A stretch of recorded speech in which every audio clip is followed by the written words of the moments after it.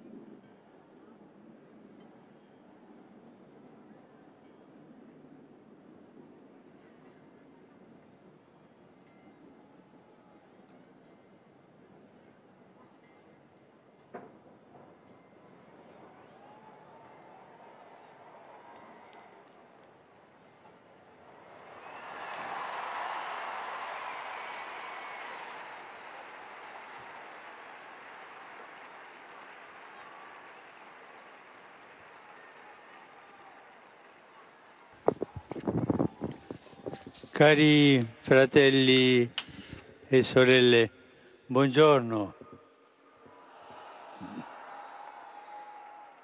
L'évangile de ce dimanche, troisième dimanche de Carême, nous présente le dialogue de Jésus avec la femme samaritaine.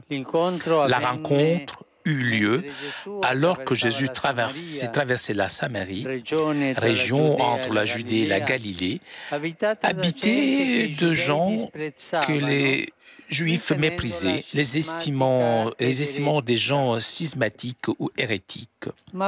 Mais justement, cette population sera l'une des premières à adhérer à la prédication chrétienne des apôtres. Alors que les disciples se rendaient dans un village pour se procurer quelque chose à manger, Jésus resta près d'un puits et demanda à boire à une femme qui était venue là chercher de l'eau. Et en partant de cette demande, commence un dialogue. Comment se fait-il qu'un juif demande quelque chose à une samaritaine? Elle pose la question. Jésus répond, si tu savais le don de Dieu et qui est celui qui te dit « donne-moi à boire », c'est toi qui l'aurais demandé et il t'aurait demandé de l'eau, donner de l'eau vive, de l'eau qui désaltère la soif et qui devient source inépuisable dans le cœur de celui qui la boit. Se rendre au puits pour chercher de l'eau, c'est fatigant, c'est ennuyeux. Ce serait mieux d'avoir à sa disposition une source d'eau jaillissante. Mais Jésus parle d'une eau différente. Lorsque la femme s'aperçoit que cet homme avec lequel il est en train de parler est un prophète, eh bien, elle se confie, elle lui parle de sa propre vie et pose des questions religieuses. Sa soif d'affection et de vie pleine n'a pas été satisfaite par ses 5 maris. Même, elle a expérimenté des déceptions, des tromperies. Donc, cette femme est frappée, impressionnée par le grand respect que Jésus a pour elle. Et lorsque Jésus lui parle carrément de la véritable foi comme une relation avec Dieu Père dans un esprit et vérité, alors elle comprend que cet homme pourrait être le Messie. Et Jésus, chose très très rare, confirme. En effet, Jésus lui dit « Je le suis, moi qui te parle ». Lui, c'est lui qui dit « Je suis le Messie » à une femme qui avait une vie tellement dissipée, désordonnée. Chers frères, l'eau qui donne la vie éternelle a été répandue dans nos corps le jour de notre baptême. À ce moment-là, Dieu nous a transformés et nous a remplis de sa grâce.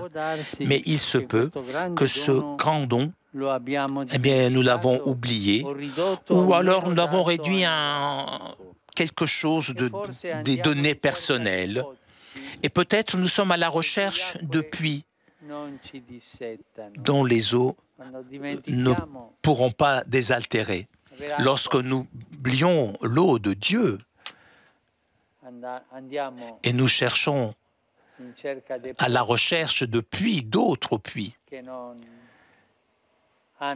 qui n'ont pas de l'eau propre. Alors, cet évangile est justement pour nous, pas seulement pour la Samaritaine, c'est pour nous. Jésus nous parle comme à la Samaritaine, bien sûr. Nous le connaissons déjà, mais peut-être nous ne l'avons pas encore rencontré personnellement. Nous savons qui est Jésus. Mais peut-être nous ne l'avons pas rencontré personnellement en parlant avec lui. Et nous ne l'avons pas encore reconnu comme notre Sauveur. Ce temps de carême est une bonne occasion pour nous approcher de lui, pour le rencontrer dans la prière, dans un dialogue cœur à cœur, parler avec lui, l'écouter, lui. C'est la bonne occasion pour voir son visage, même dans le visage d'un frère ou d'une sœur qui souffre. De cette façon, nous pouvons renouveler en nous la grâce du baptême, nous désaltérer à la source de la parole de Dieu et de son Saint-Esprit, et découvrir donc aussi la joie de devenir des artisans de réconciliation et des instruments de paix dans notre vie quotidienne. Que la Vierge Marie nous aide à puiser constamment à la grâce qui est cette eau qui jaillit du roc, qui est le Christ Sauveur, afin que nous puissions professer avec conviction notre foi et annoncer avec joie les merveilles de l'amour de Dieu, miséricordieux et source de tout le bien. Angelus Domini nunciavit Mariae. Et concepit Spiritus Sancto. Ave Maria, gratia plena, Dominus tecum, benedicta tu in mulieribus, et benedictus fructus ventris tui, Iesus. Santa Maria, Mater Dei, ora pro nobis peccatoribus, nunc et in hora mortis nostre. Amen. Ecce ancilla Domini. Fiat mihi secundum verbum tuum. Ave Maria, gratia plena, Dominus tecum, benedicta tu in mulieribus, et benedictus fructus ventris tui, Iesus. Santa Maria, Mater Dei, ora pro nobis peccatoribus, nunc et in hora mortis nostre. Amen. Et verbum caro factum est. Et habitavit in nobis. Ave Maria, gratia plena, Dominus tecum, benedicta tu in mulieribus, et benedictus fructus ventris tui, Iesus. Santa Maria, Mater Dei, ora pro nobis peccatoribus, nunc et in hora mortis nostre. Amen. Ora pro nobis, Santa Dei Genitrix. Digni efficiamo e provisionibus Christi. Gratiam Tuam quesumus, Domine, mentibus nostris infunde, ut che angelo nunziante Christi Filii Tui incarnationem coniovium, per passionem eius et crucem, a resurrectionis gloriam perducamur, per eundem Christum Dominum nostrum. Amen. Gloria Patri et Filio et Spiritui Sancto. Sic ut erat in principio et nunc et semper et in saecula saeculorum. Amen. Gloria Patri et Filio et Spiritui Sancto. Sic ut erat in principio et nunc et semper et in saecula saeculorum. Amen. Gloria Patri et Filio et Spiritui Sancto. Sic ut erat in principio et nunc et semper et in saecula saeculorum. Amen. Pro fidelibus defunctis, requiem aeternam dona eis, Domine. Et lux perpetua luce Deis. Requiescant in pace. Amen. Sit nomen Domini benedictum. Ex hoc nunc et usque in saeculum. Aiutorium nostrum in nomine Domini. Qui fece caelum et terram. Benedicat vos, omnipotens Deus, Pater et Filius et Spiritus Sanctus. Amen.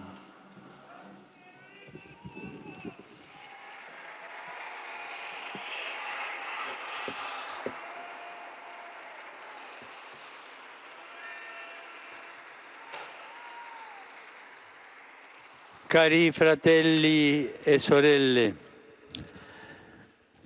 je tiens à assurer ma proximité aux chères populations du Pérou durement touchées par des inondations importantes. Je prie pour les victimes et pour tous ceux qui sont engagés dans les opérations de secours. Hier, à Bolzano, l'Italie du Nord, a été proclamé bienheureux Joseph Marie Neusser, père de famille et membre de l'Action catholique, mort martyr parce qu'il se refusa d'adhérer au nazisme par sa fidélité à l'Évangile. Par sa grande stature morale et spirituelle, il est un modèle pour les fidèles laïcs et particulièrement pour les papas que nous fêtons aujourd'hui avec une grande affection, même si la fête de Saint-Joseph, ce sera fêté demain, puisqu'aujourd'hui c'est dimanche. À tous les papas, alors on les applaudit. Alors il faut rappeler qu'aujourd'hui en Italie est la fête des papas.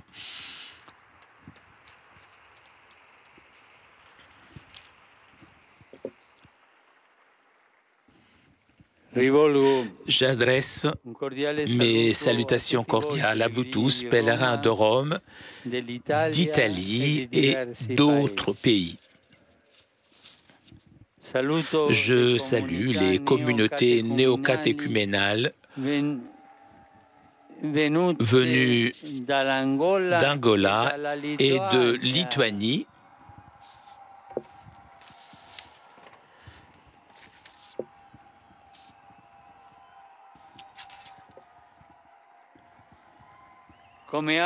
Je salue aussi les responsables de la communauté de Sant'Egidio, d'Afrique et d'Amérique latine.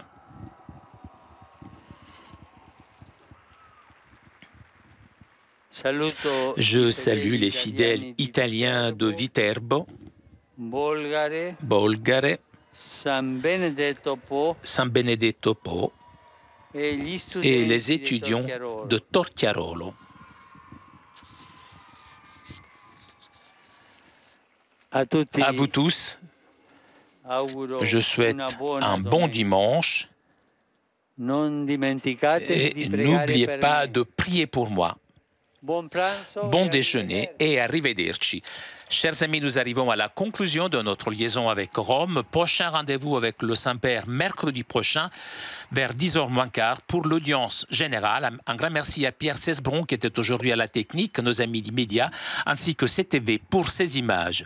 Je vous souhaite un très bon dimanche et à très bientôt sur KTO.